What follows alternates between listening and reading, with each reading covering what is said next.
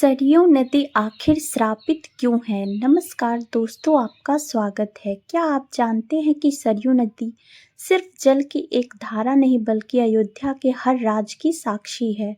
भगवान श्री राम का जन्म, वनवास और जल समाधि, इस नदी ने सब कुछ देखा। लेकिन सवाल यह उठता है कि भगवान विष्णु के आंसुओं से प्रकट हुई सरयू नदी को गंगाजल की तरह पूजन में शामिल क्यों नहीं किया जाता? इसके पीछे एक रहस्यमय पौराणिक कथा छिपी है जिसे बहुत कम लोग जानते हैं।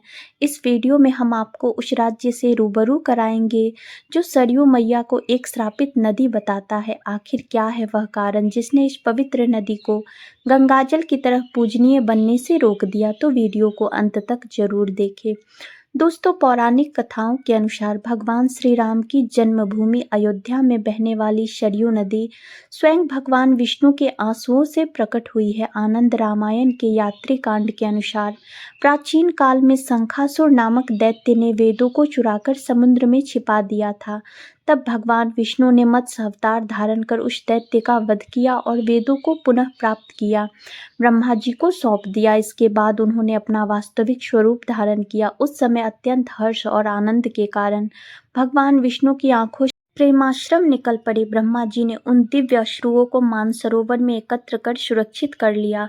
बाद में महापराक्रमी बैजू महाराज ने अपनी शक्तिशाली बाण के प्रहार से इस जल को मानसरोवर से बाहर निकाला। यही पवित्र जलधारा सरयू नदी के रूप में प्रवाहित हुई और बाद में श्री राम के पूर्वज भागीरथी ने गंगा और यमुना का संगम करवाया। वामन पुराण के अनुसार अध्याय 13, ब्रह्म पुराण के अध्याय 19 और वायु पुराण के अध्याय 45 में उल्लेख मिलता है कि गंगा, यमुना, गोमती, सरयू और शारदा जैसी पवित्र नदियां हिमालय से प्रवाहित हुई हैं। वहीं वाल्मीकि रामायण के 24वें सर्ग में भी सरयू नदी का विस्तृत वर्णन मिलता है कि हिमालय पर स्थित कैलाश पर्वत से लोक पावन सरयू नदी प्रवाहित हुई। यह पवित्र नदी अयोध्या नगरी से होकर बहती है। संत गोस्वामी तुलसीदास ने भी सरयू नदी को अयोध्या का प्रमुख प्रतीक माना है। लेकिन एक प्रचलित मान्यता यह भी है कि कैलाश से निकली पवित्र सरयू नदी को श्रापित माना गया है। आखिर क्या है इस श्राप का रहस्य? आइए इस पौराणिक कथा को गहराई से समझते हैं। उत्तर रामायण में वर्णित कथा के अनुसार एक दिन ब्रह्मा जी ने काल के देवता से कहा, तुम भगवान श्री राम के पास जाओ और उन्हें संदेश दो कि उनका पृथ्वी पर जीवन पूर्ण हो चुका है। अब समय आ गया है कि वे अपने धाम लौट आएं। ब्रह्मा जी की आज्ञा पाकर काल देवता साधु के वेश में अयोध्या पहुंचे। वहां उन्होंने प्रभु श्री राम से निवेदन किया, हे प्रभु, मैं आपसे एकांत में एक महत्वपूर्ण विषय पर चर्चा करना चाहता हूँ। इसके बाद भगवान श्री राम ने अपने प्रिय भाई लक्ष्मण से कहा, जब तक मैं साधु से वार्तालाप करूंगा तब तक तुम कोई भी कक्ष में प्रवेश नहीं करने देना। यदि कोई हमारी चर्चा को भंग करने का प्रयास करेगा तो उसे मृत्यु दंड दिया जाएगा। श्री राम की आज्ञा का पालन करते हुए लक्ष्मण जी स्वयं द्वार पर पहरा देने लगे। इसी बीच वहां महर्षि दुर्वासा पधारे जो अत्यंत तीव्र क्रोध के लिए प्रसिद्ध थे। उन्होंने लक्ष्मण जी से आग्रह किया कि उन्हें तुरंत भगवान श्री राम से मिलने दिया जाए, लेकिन लक्ष्मण जी ने अपने बड़े भाई की आज्ञा का पालन कर रहे थे, इसलिए उन्होंने महर्षि दुर्वासा को कक्ष में प्रवेश करने से रोक दिया।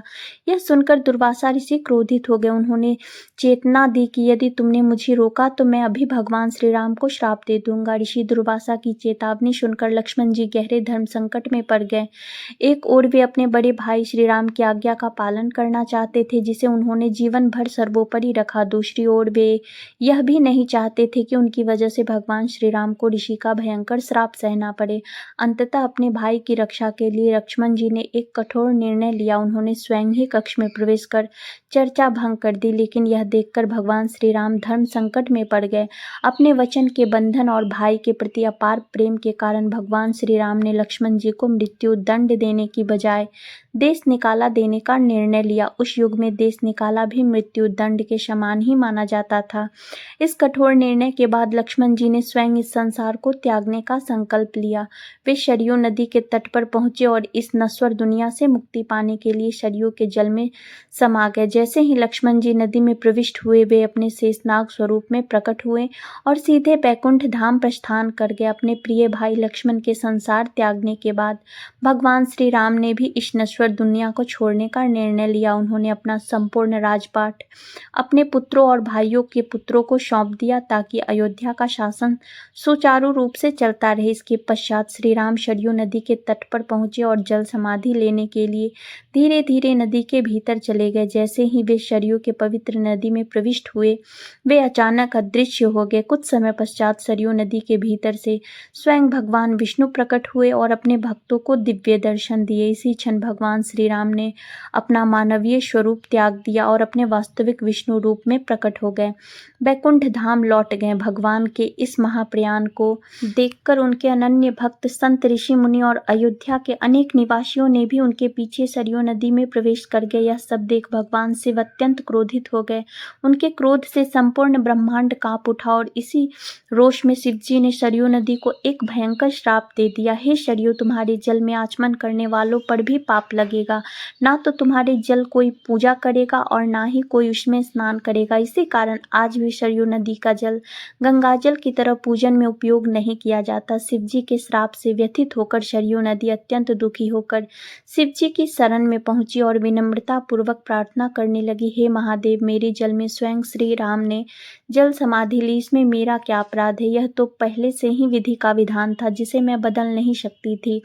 फिर मुझे इस भयंकर श्राप का दंड क्यों?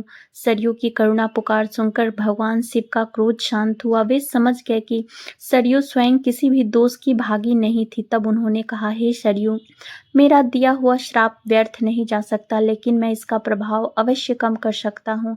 अब तुम्हारे जल में स्नान करने से कोई पाप नहीं लगेगा, परंतु तुम्हारे जल का प्रयोग किसी भी पूजा पाठ में नहीं किया जाएगा। तो दोस्तों, आप जान चुके हैं कि सरयू मैया के श्रापित होने की यह रहस्यमयी कथा क्या है।